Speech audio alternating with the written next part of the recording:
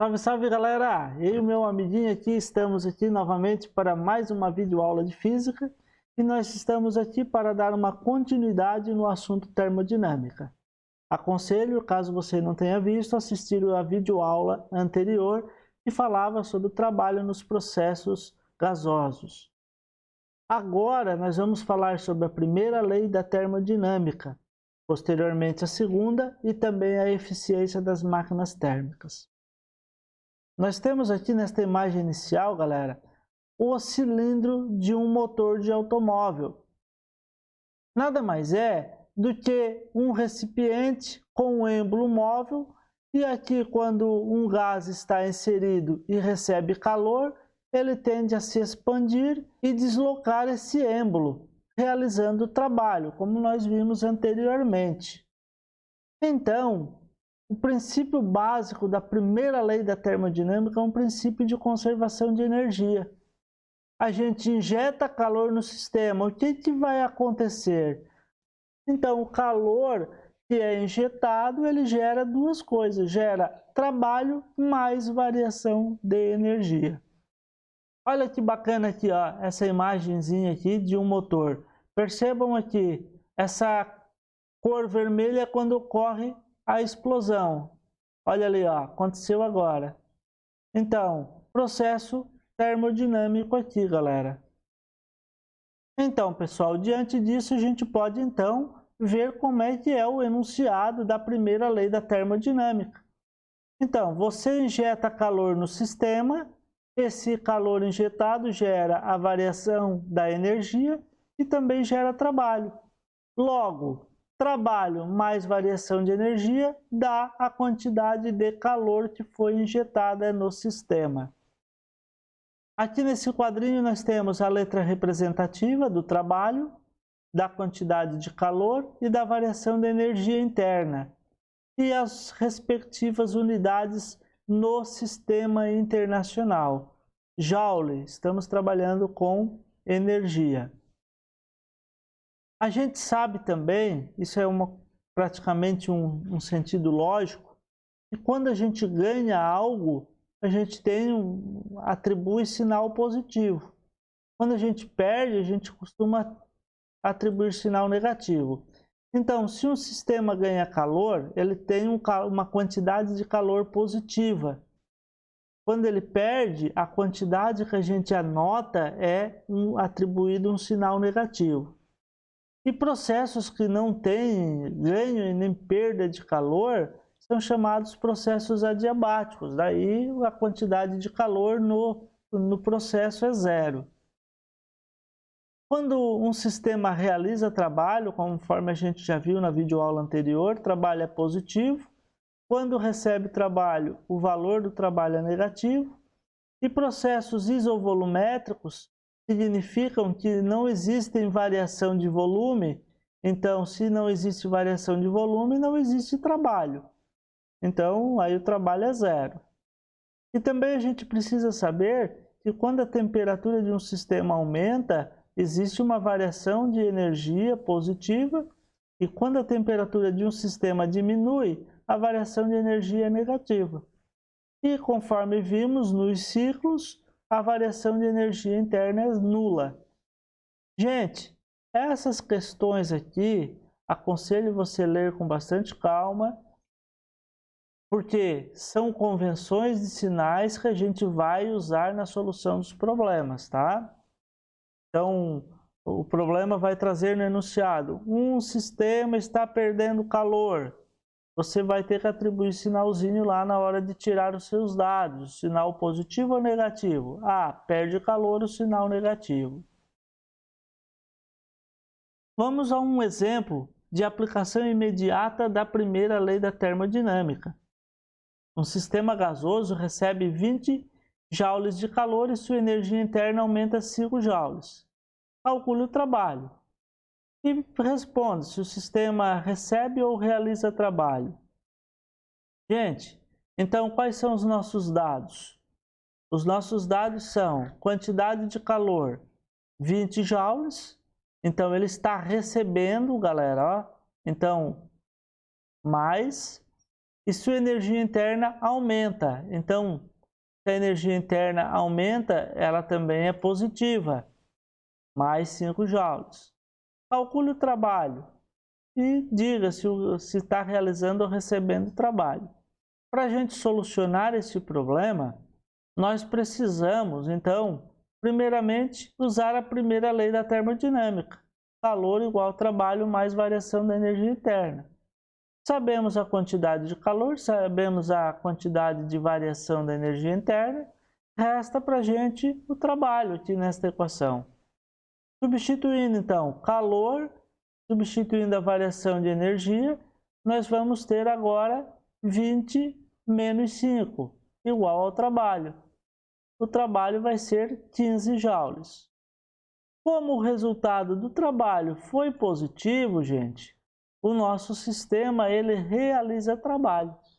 Aconselho, se você tem dúvida nisso ainda, retorne à videoaula anterior e assista novamente, tá? Tire lá suas dúvidas neste conteúdo. Então, a resposta da letra B é realiza trabalho. Aqui no exemplo número 9 diz o seguinte: o gráfico ilustra uma transformação experimentada por um gás ideal. Calcule o trabalho mecânico realizado pelo gás na expansão de A até B. Admitindo que na transformação o gás ganhou uma quantidade de calor igual a 180 joules, calcule a variação da energia interna do gás. Bom, gente, letra A é para calcular o trabalho mecânico na expansão de A até B. Então, para calcular o trabalho, quando a gente tem o gráfico da pressão e do volume, a gente já sabe que a gente vai ter que calcular a área, e aí esta área a gente pinta de A a B conforme o problema disse. Então, vai até no eixo. E a gente tem também aqui, ó, que o gás ganhou uma quantidade de calor de 180 joules. Então, ele ganhou calor mais 180 joules. E aí os dados complementares são os do gráfico. Vamos para a solução deste problema. Na letra A, que ele pedia para calcular o trabalho, então a gente já sabe que o trabalho é igual à área de A até B, e aí a gente sabe que aqui é um retângulo, é base vezes altura, né? Qual é a base desse retângulo? A gente sabe que a base é de 2 para 6, então a base é 4. Qual é a altura desse retângulo? Vai de 0 a 30, então a altura é 30. Logo, 4 vezes 30 dá 120. Metro cúbico e metro quadrado, a gente simplifica, vai sobrar newton vezes metro. 120 newton vezes metro é equivalente a 120 joules. Esta é a resposta da letra A. Na letra B, ele pede para calcular a variação da energia interna. Então, a gente usa a primeira lei da termodinâmica, onde calor é igual ao trabalho mais a variação da energia interna. Sabendo, então, que o calor é 180 e o trabalho calculado na letra A era 120, qual é a variação da energia interna? A variação da energia interna, então, vai ser 180 menos 120. 180 menos 120 é 60 joules. Então, se o trabalho é positivo, significa que o gás realizou o trabalho. Agora, nós vamos para a segunda lei da termodinâmica. A segunda lei diz o seguinte: que uma máquina térmica, para que ela funcione, ela precisa receber calor de uma fonte quente, por isso tem essa sigla, Q é calor, F de fonte, Q de quente.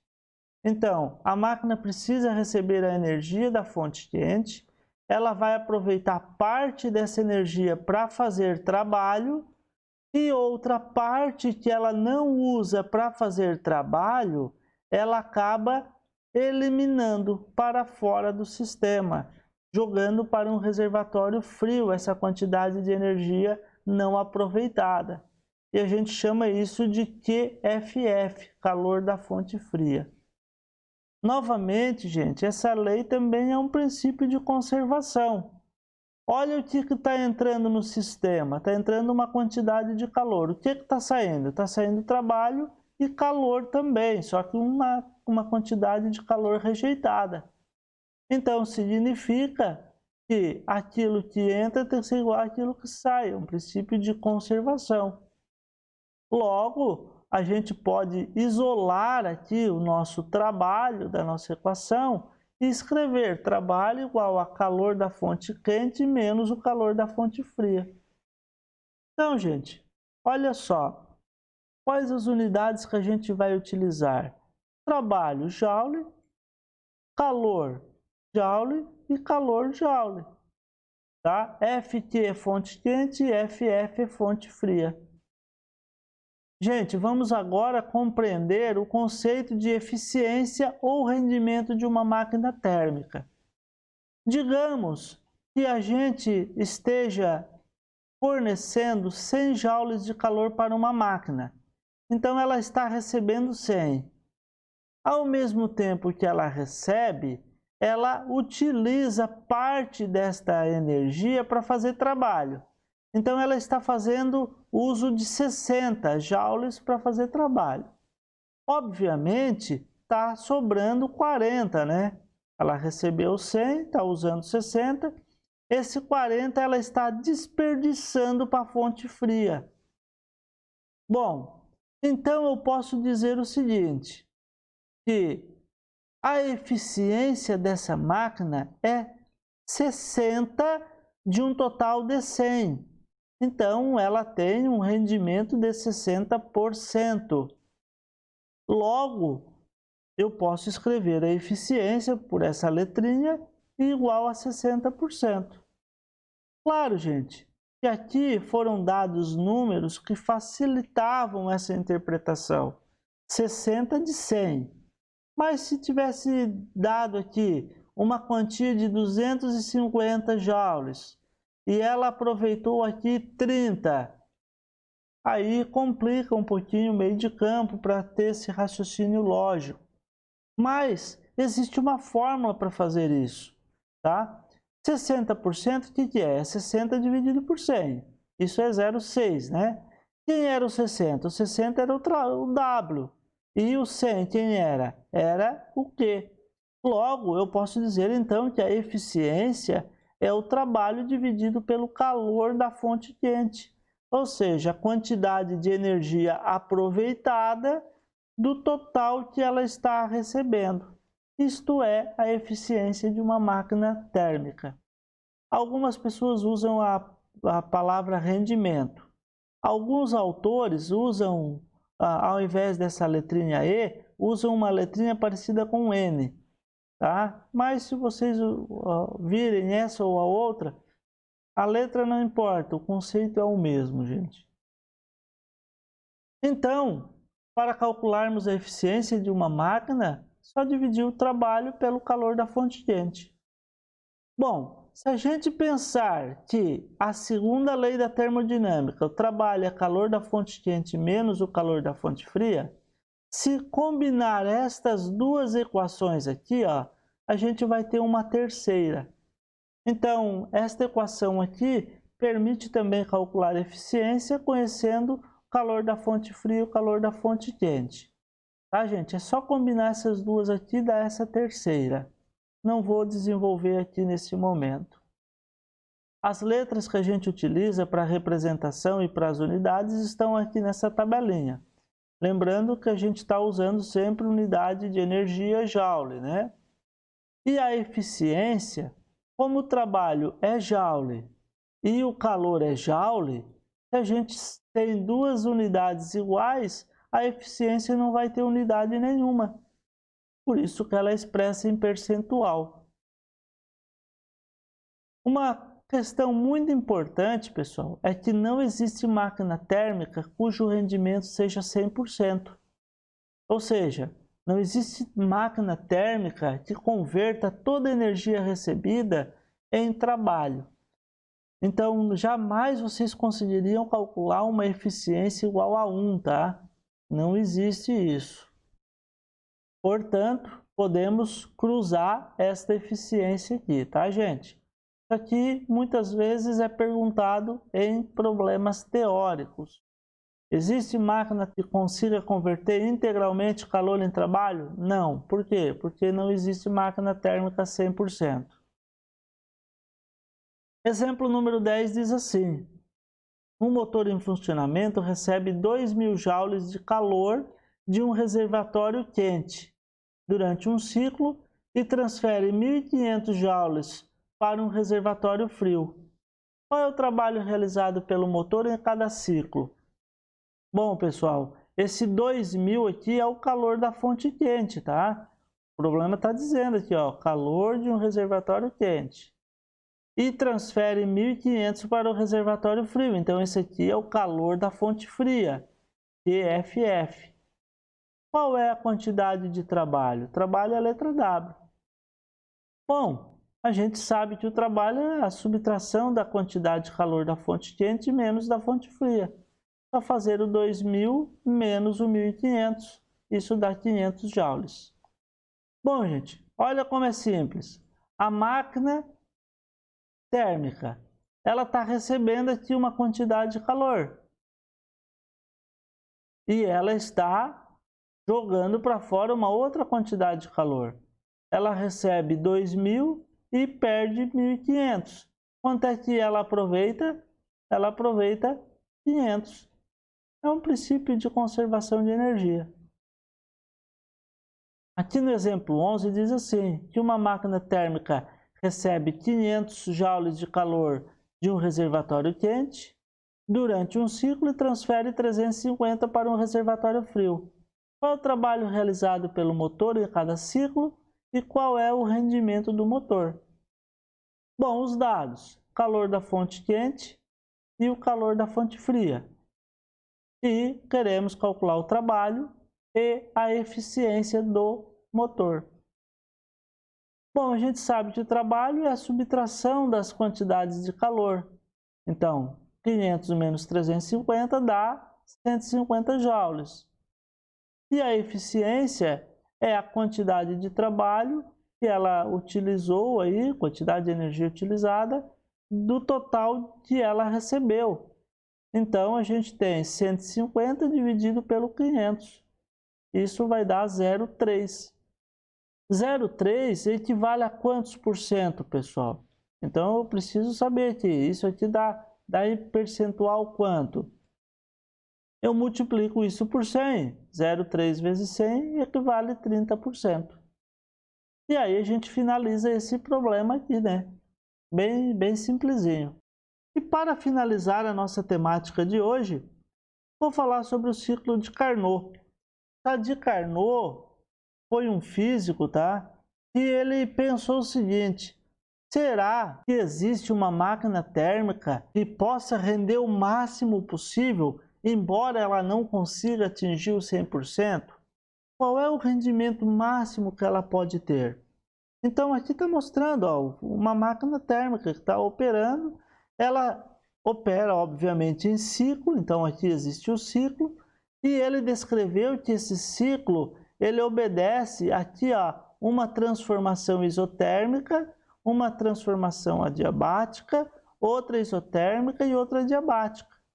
Então, é um ciclo descrito entre duas transformações alternadas, entre isotermas e adiabáticas. Aqui o gráfico está ilustrando certinho, ó. Isoterma, aqui uma isoterma, e aqui uma curva adiabática e uma curva adiabática. Então, o ciclo de Carnot, ele tem essas duas transformações e a máquina não tem rendimento de 100%. Esta figura aqui está relacionando o gráfico com o movimento do pistão. Percebam que de A até C ocorre aumento do volume, então aqui ocorre expansão gasosa e aqui ocorre a compressão. Aqui vale uma leitura posterior, tá, pessoal? Para que vocês possam ter esse conhecimento. De A para B, aqui nesse ciclo, está ocorrendo o quê? Está ocorrendo uma expansão isotérmica. O que está acontecendo? O gás está recebendo calor e ele está se expandindo. todo o calor que ele recebe é convertido em trabalho, fazendo o pistão subir. Aqui, ó, fazendo esse pistão deslocar. De B para C, o que está acontecendo daqui para cá? Né? O pistão ainda continua se expandindo, só que ele está se expandindo adiabaticamente, ou seja, ele não está perdendo e nem ganhando energia. Ele está subindo graças à diminuição da energia interna do sistema. Isso significa que o gás que está aqui dentro está diminuindo a temperatura e mesmo assim ele está se deslocando aqui nesse sentido. Agora, de C para D, né, o que está acontecendo? O gás está sendo comprimido isotermicamente, tá? E ele está liberando calor para o reservatório frio, ou seja, é obrigado a esfriar isso aqui, porque senão ele não consegue fazer o ciclo de vai e vem. Então tem que ter um escape de energia aqui, tá? Bom, aí ele esfria, mas ele está comprimindo. E depois ele acaba sendo comprimido de forma adiabática, então não vai ter troca de calor com o meio externo, por isso a temperatura acaba elevando, voltando à temperatura quente novamente lá do início. Então aqui as 4 etapas do ciclo de Carnot. E matematicamente o ciclo de Carnot, ele traz aqui 2 equaçõezinhas. Ele relaciona a quantidade de calor da fonte fria e quantidade de calor da fonte quente com as temperaturas. Temperatura da fonte fria e temperatura da fonte quente. Então, a gente pode relacionar aqui também para calcular a eficiência da máquina térmica. Gente, aqui a unidade é Kelvin. Unidade de temperatura é o Kelvin, tá? Não é Joule não. Joule é para calor. Vamos a um exemplo aqui. Uma máquina a vapor tem uma caldeira, que é a fonte quente, que está operando em 500 Kelvin. O calor resultante da queima de combustível transforma a água em vapor e esse vapor aciona o pistão da máquina térmica. A temperatura da descarga é do ar exterior, portanto 300 Kelvin. Qual o rendimento dessa máquina a vapor? Determine o trabalho que a máquina pode executar em cada ciclo se ela absorver 200 joules de calor do reservatório quente durante cada ciclo. Bom, a gente tem aqui algumas informações que a gente pode extrair do problema. Olha aqui, ó. 500 Kelvin é a temperatura da fonte quente. Tá sendo dito aqui em cima. E 300 Kelvin é a temperatura da fonte fria. Ó, tá aqui. O problema também dá a quantidade de calor que a máquina absorve da fonte quente em cada ciclo, tá aqui o 200. E ele pede para calcular na letra A o rendimento ou eficiência e na letra B o trabalho.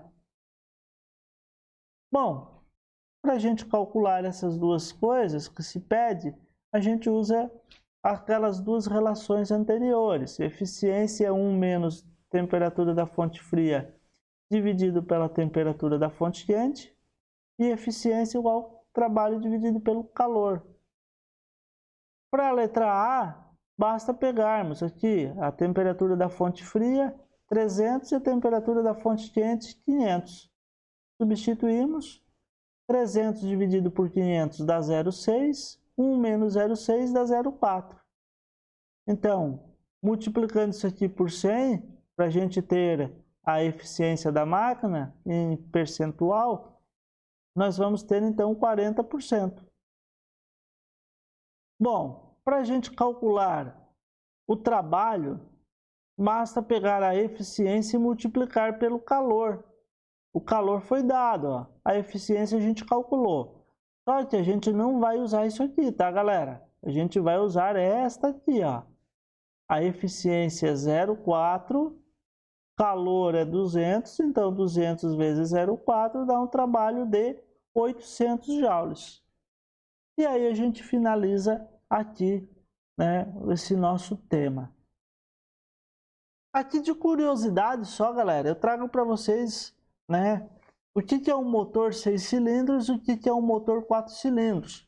Até porque vocês vão ver isso aqui numa disciplina de máquinas e motores no curso técnico agrícola. Tá? Então, um motor de 4 cilindros é um motor que tem aqui, ó, 4 pecinhas dessa. Tá? E aqui o motor de 6 cilindros ele vai ter 6. Olha aqui, ó, os cilindros eles trabalham, 2 em fase, e aqui os outros 2 de fora também em fase, só que eles estão defasados um em relação ao outro. Tá? Para que o motor não dê tranco. Então ele está em hora outro, hora outro, e assim por diante. Pode ver aqui também, ó, com motor de 6 cilindros. Vocês já ouviram falar sobre o motor diesel e o motor a gasolina? Qual é a diferença dos dois? Eles têm 4 tempos, só que um existe vela para fazer a explosão da gasolina e o motor a diesel não existe vela. A compressão gasosa vai gerar calor e esse calor, quando injeta o combustível, é que vai fazer a queima. Tá? Então a queima se deve aqui por causa da alta taxa de compressão do motor, diferente do motor a gasolina. No restante, pessoal, o motor tem basicamente o mesmo princípio de funcionamento. Vocês já devem ter visto falar motor 4 tempos e motor 2 tempos. 4 tempos aqui, ó, a rodinha está girando aqui, está mostrando para a gente. 4 tempos é porque ele faz 4 vezes esse movimento aqui. No primeiro tempo, ele tem a injeção, ele está recebendo combustível. No segundo tempo, ele está apertando o combustível para dar combustão. No terceiro tempo, tem a explosão, ele recua. E no quarto tempo, ele joga os gases fora. Esse aqui já não, pessoal. Esse motor 2 tempos, pode ver, ela é diferente, ó. Então, aqui o combustível, ele vai entrar, vai fazer esse movimento e vai fazer isso aqui, ó. E ao mesmo tempo vai sair. Então, ele tem 2 etapas só, por isso se chama 2 tempos. E aí, galera, finalizamos realmente a nossa aula. Espero que vocês tenham gostado. Se gostaram, deem o seu like aí. E não se esqueça de apertar o sininho aí para receber as notificações, né? Deixo aqui o meu grande abraço e nos vemos numa próxima videoaula. Tchau, tchau!